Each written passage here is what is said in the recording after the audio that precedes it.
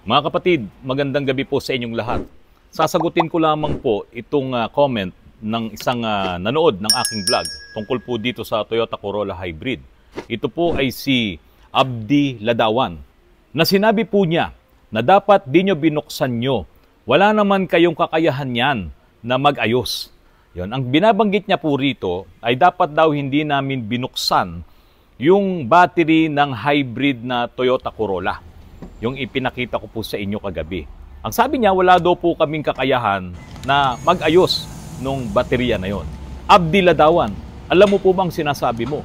Ngayon, kung hindi mo alam ang sinasabi mo, narito, manood ka po ngayon itong vlog ko. Mga kapatid, alam niyo po, itong mga baterya ng electric vehicle na ipinakita ko po sa inyo, kapag nagka-problema ang electric battery niyan, halimbawa nagasgas, halimbawa na basa, katulad nga po nitong nangyari sa hybrid, o kaya naman ay hindi na nagcha-charge, or talagang meron siyang short circuit. Kapag nagka-problema po yan, meron silang tinatawag na yung sagot pa ng warranty. Halimbawa, yung tumagal ng 3 taon or 2 taon, hindi na kumakarga ang baterya mo at napatunayan nila na may problema na ang baterya, hindi niya nare-reach yung tamang charging, sagot yan ng warranty. Pero itong nangyari po sa Corolla Hybrid na ipinakita ko sa inyo kagabi, ito po kasi ay kumpirmado na nabaha, flooded siya. Kaya po yung baterya nito ay hindi po sagot ng warranty. Pero dahil sa may insurance yung sasakyan, binayaran na lamang ng insurance yung buong sasakyan at ang tawag nga po doon ay na-write-off siya or total loss na. At kinuha na po ng insurance yung sasakyan. Ngayon mga kapatid, mayroon pong isang pangyayari sa Canada. Ito po yung Hyundai Ioniq 5 na yung baterya po nito na nagkakahalaga ng 56,000 Canadian dollars ay nasira. So na-aksidente yung baterya, may nasagasaan itong Ioniq 5 na bato, malaking tipak ng bato sa ilalim at nagasgas po yung pinaka-body, yung pinaka-housing ng battery. Ngayon, dinala niya yan sa kasa. Pagdating sa kasa, nakita ng kasa na may damage yung battery at sinabi po nila, dineclare nila na hindi na pwede yung baterya. Delikado na yan. Ang halaga po ng baterya nung Hyundai Ioniq 5 na yon ay 56,649 Canadian dollars. Kung i-convert mo ngayon ang halaga ng $56,649 ay 2.2 million pesos. Samantalang ang halaga nung sasakyan, yung Hyundai Ioniq 5 na halos nagparehas na ngayon yung halaga ng battery at ng unit. Kaya ang ginawa ngayon ng insurance, ni-write off na lang yan. Nag-total loss na lang sila at binayaran na lang po yung may-ari ng sasakyan. Kasi po bakit? I-declare po kasi nung dealer, nung kasa, na yung kanyang baterya ay may problema na. At kapag ka iyon ay ginamit-gamit pa nung may-ari, ito po sa Canada, ginamit-gamit pa ng may-ari at na-aksidente yun, sumabog yun at nakapagdamay siya ng ibang tao, mananagot pa po siya sa batas. O halimbawa, nasa parking area, sumabog ang baterya mo, hindi ngayon sasagutin ng insurance yun. Dahil nga, dineclare na ng kasa na iyan ay depektibo, ginagamit mo pa. Kaya alerto ang insurance. Nung nalaman ng insurance na defective na yung baterya nung Ioniq 5 na yon, ni-write off niya na yan. Tinotal loss niya na yan para hindi na gamitin ng may-ari. Kasi kung sakali, mananagot din po sila doon. Ngayon, halimbawa, ginagamit mo yan, binaliwala mo yung sinabi ng kasa na defective na yung baterya niyan at naka-aksidente ka, ikaw lahat ngayon ang mananagot noon. Yung kaso na yon ay ipapatong sa'yo. Na-vlog ko na po ito 1 year ago. Ito pong tungkol dito sa Hyundai Ioniq 5 na presyo ng baterya na kasing halaga na nung unit nung bagong Ioniq. Ngayon mga kapatid, ikumpara ngayon natin itong problema ni Toyota Corolla Hybrid na to na nabaha ang kanyang baterya at talagang wala ng warranty. Sabi po ng dealer kapag ka iyan ay nabaha ay hindi yan pasok sa warranty.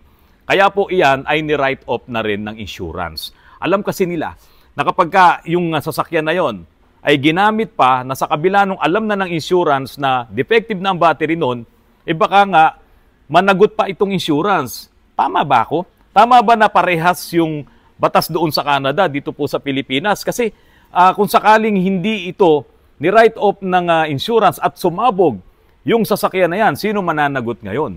Halimbawa, hindi ka nakinig sa kasa, ginamit mo pa yan ng ginamit at iyan ay sumabog at nakapagdamay ka pa ng ibang mga ari-arian at buhay, may mga nawalang buhay or may mga naaksidente, may mga nasugatan, lahat yan ay papasanin mo. Dahil nga iyan namang sasakyan mo ay sinabi ng sira na ang baterya. Ang nakakapagtaka lang dito, kung totoo, mga kapatid, kung totoo man na itong sasakyan na ito ay ipinabid talaga ng insurance at nabili ngayon nung buy and sell at ibinenta ngayon dito sa bagong may-ari, edi syempre, ganun pa rin ang dating nito, ganun pa rin ang mangyayari. Ito'y isang sasakyan na defective na ang battery na kung ito'y sumabog, ang mananagot ay yung nakabili. Kasi wala ka ng insurance dyan. Ngayon, kung halimbawa, iyan ay pinapalitan mo ng baterya dyan sa Toyota, sa kasa, syempre, bibigyan ka ngayon ng Toyota ng certification na okay na ang sasakyan mo. Ang tanong ngayon, since ito ay ipinabiding na lang pala ng insurance company, sino ngayon ng insurance company na tatanggap ngayon para i-insured yung sasakyan? Hindi ko rin alam, kaya ako po ay nagtatanong. Ito naman pong sinasabi ko po sa inyo ay tanong ko lang din kung totoo ba na itong Toyota hybrid na to ay nakuha ng buy and sell sa pamamagitan ng bidding. Ngayon ito mga kapatid, itong si Abdi Ladawan, sinasabi po niya na wala kayong kakayahan na ayusin yung baterya na yan at kung meron man, hindi namin gagawin. Kasi alam nyo kung bakit? Unang-una, sino magbibigay ngayon ng certification na ayos ang baterya? Sino ngayon na magbibigay ng go signal na gamitin mo na yan at hindi yan sasabog anytime soon? Wala eh. Diba? Kasi nga, kaya nga yung mga kasa, yung mga manufacturer, yan ay sinabi nilang depektibo na at hindi na pwedeng gamitin. Tapos kami ngayon, magre-repair kami ng baterya na yan at ipapagamit ngayon namin doon sa may-ari. Napakadelikado po nun. Kasi naniniwala naman kami na yan ay pinag-aralan ng maraming mga engineers at marami tayong nakikita na sumasabog ng mga electric vehicle or masabi mo pa kahit yan ay hybrid, pwedeng sumabog yan. Yun nga lang sa hybrid kakaunti lang. Dahil nga ito ay mix ng internal combustion engine at yung mga electric batteries po na yan. Sa full electric vehicle, yun ay talagang puro baterya na kapag sumabog ay parang mga dinamita na pinagdugtong-dugtong na napakatagal at napakalakas ng pagsabog. Pwede mong i-repair. Pero kung yan ay sumabog, ikaw ang mananagot dyan. I-repair mo man yan, tumakbo man yan ng maayos, walang kukuhang insurance niyan. At kung yan ay magkaroon ng problema, madadamay pa yung shop na nag-repair sa mga problema na yan. Ngayon, napalitan mo ng bagong baterya, nakabili na yung may-ari. Sino ngayon na magse-certify na ang yung electric vehicle, ang yung hybrid ay okay na? Kaya nga ito, business pa rin naman to. Bibili ka ngayon ng baterya kung sino talaga yung manufacturer ng sasakyan mo. Kasi hindi yan mase-certify na good ang iyong electric vehicle, ang hybrid mo, kung ang baterya mo ay manggagaling sa labas. Dahil wala namang authorized service center or shops na pwedeng mag-repair ng baterya, pwedeng maglagay ng baterya. Dito sa Pilipinas, meron na ba kayong alam? Ang dami-daming mga Chinese electric vehicles dito, mga kapatid. Ito bang mga Chinese electric vehicles na to, pati yung mga e-trikes na yan, pati yung mga e-bikes na yan, ganun rin ba yung i-apply sa kanila na batas na kapag ka-depektibo na yung baterya ng electric vehicle mo, kailangang i-declare mo yan at kailangan yan ay palitan ng bago. At kung hindi yan papalitan ng bago, ay hindi mo na yan pwedeng gamitin. Kasi madadamay ngayon yung insurance kapag ka iyan ay sumabog at nakapagdamay ka ng ibang mga properties at buhay ng tao. Mahigpit po kasi dyan, kahit naman sa US ganun din. Kaya nga po dito sa Canada, napakalaking issue po nito noon nung lumabas itong problema ng Ioniq 5 kasi nga ang halaga ng baterya ay katulad na rin ng halaga ng bagong unit ng Ioniq 5. So ngayon, sa halip na bilhin ngayon nung insurance company yung baterya diyan sa Hyundai, ang ginawa na lang nila, ni-write off nila yung sasakyan at binayaran na lamang nila yung may-ari nito. Ngayon sa Pilipinas, nangyari to daw dito sa hybrid na Corolla. Yun naman po kasi ang sinasabi ng may-ari, na ito daw po ay nabili nga daw po sa isang buy and sell at yun naman ang sinasabi ng buy and sell na ito ay napanalunan niya sa bidding. Dapat hindi na yan binibid Kasi alam naman ng insurance na delikado na yan.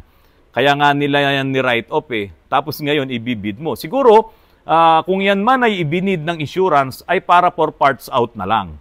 Ganun siguro dapat yan. Marami pang tanong. So, itong vlog na to, ito po ay nagtatanong. Hindi po tayo nag-aakusa hindi po tayo naguhusga na kung sino ang may kasalanan dito. Kaya sana mapansin ito ng mga kinauukulan, baka kasi dumami pa yung ganitong mga issues. Ngayon, itong si Abdi Ladawan, hindi kami nakikipagpaligsahan na i-repair namin yung electric vehicle batteries na yan. Nakakatakot. Dahil kung magkaroon ng problema, sasabog na lang yan. Saan ka ba bibili ng battery? Saan ka makakakuha? Surplus? O gaano ka-reliable pa yung surplus? Ngayon, kung bibili ka naman ng battery sa China, gaano rin ka-reliable yung mabibili mong battery na replacement? Ngayon, saan ka talaga dapat bumili? Siyempre, doon sa manufacturer nung sasakyan na yon, sa Toyota rin. Para kahit paano makakuha ka ng certification. Ngayon, ang tanong, kapag ba ito ay na-write off na ng insurance, mase-certify pa ba ulit yan ng Toyota kung halimbawa ayan ay palitan mo ng bagong battery? So yan ang mga tanong natin. Para sa akin mga kapatid, ito ang isang downside ng electric vehicle. Kasi magtatagal ang electric vehicle mo, dapat palaging yan ay naka-comprehensive insurance. Kasi once na maglaps ka dyan at nasira ang battery, hindi na ngayon sasagutin yan ng insurance company. So habang naluluma ang baterya mo, wala namang tatagal dyan na 10 taon na malakas pa yung baterya mo. Siyempre, pababa ng pababa ang charging power niyan at pahina rin ng pahina ang baterya mo. Kaya pagdating doon sa dulo, kung ang sinasabi ng mga dealers ay mayroong kapang warranty na 8 years, dapat pagdating ng 8 years, ipapawarranty mo na yung baterya mo para mapalitan. Paano ngayon? Kung halimbawa, 15 years old na yung electric vehicle mo, yung hybrid mo, para makover ka ngayon nung warranty na yan at para kung sakaling ano man ang mangyari diyan sa baterya mo, sa electric vehicle mo, halimbawa nalubog sa bahayan, kailangan palagi kang may insurance, comprehensive insurance. So, napakamahal ng baterya. So, mahal din ang iyong insurance. Ngayon, kung halimbawa na nasira na ang battery mo, bibili ka pa ba ng baterya? Bumili ka na lang ng bagong sasakyan kasi luma na yung sasakyan mo, 15 years old na. Ngayon, saan mo naman dadalhin itong 15 years old na electric vehicle mo or hybrid mo na sasakyan? Saan mo dadalhin yan? Ibebenta mo ngayon. Sino ngayon na makakabili? Ito pala mga hybrid electric vehicle, pati yung mga full electric vehicle, habang naluluma pala ito, nagkakaroon ka pala ng problema. At habang tumatagal ang panahon, hindi mo pala masasabing nakakatipid ka. Kasi malaki ang insurance mo. At kung minalas ka ng konti, nabasa ang baterya mo, nagasgas ang baterya mo, o kaya naman napasok ng mababait yung loob ng sasakyan mo, nginat-ngat ang mga wires dyan, hindi yan kasama sa warranty. Bibili ka ngayon ng bagong baterya. Paano kung wala ka ngayong insurance? Yung makakabili ngayon ng mga second hand na hindi na nila kayang bumayad ng malaking rate ng insurance sa kanilang mga nabiling second hand na electric vehicle or hybrid electric vehicle. Binuksan namin yung battery assembly nitong Corolla Hybrid para makita namin yung mga naging problema nito. At ipinakiusap naman din ng may-ari na kung kaya lang na mapaandar ulit yung sasakyan para maiuwi niya lang yung unit sa kanilang bahay. Yung vlog ko na ito, mapapanood to ng may-ari at maging aware lang siya sa posibleng mangyari kapag ka itong baterya na to ay sumabog at nandyan sa loob ng kabahayan mo. So, delikado rin po talaga. Ngayon, paano mo ngayon gagawin na masolve ang problema? Balik ka sa kasa kasi nabili mo na yan eh. Kung naging legal naman lahat ang papeles niyan at nakapangalan na sa'yo, dalhin mo ulit sa kasa yan. Bibili ka ngayon ng baterya. Bakit? Kasi sila lang ang pwedeng mag-certify na ang iyong hybrid na Corolla ay okay na at pwede nang gamitin at pwede ka na ulit makakuha ng insurance. Ngayon, kung ang hybrid mo napagana, nagpalit ka ng mga battery packs, di ba? Tapos, ni-repair, yun nga, napagana na, maikukuha mo pa ba na insurance yan? Palagay ko, hindi na. Bakit? Yun nga nangyari sa Ioniq 5, nagasgas lang yung kaha. Pinalitan na, dineclare na yan ng kasa na defective. At ang ginawa naman ng insurance company, yan ay ni-write off na o total loss. Kasi nga, mahal yung bagong baterya. So, yan ngayon ang mangyayari. Kapag ka nakabili ka ng depektibo na electric vehicle or makakabili ka ngayon nung mga hindi naman na-write off ng insurance, yung mga second hand na meron na rin palang kaunting problema or meron ng problema yung kanilang mga baterya at yan na lang ang biglang sasambulat sa'yo. Biglang ilang araw or ilang buwan mo nang ginagamit, biglang magkakaroon ng check engine. Ayan na, nenervyusin ka na.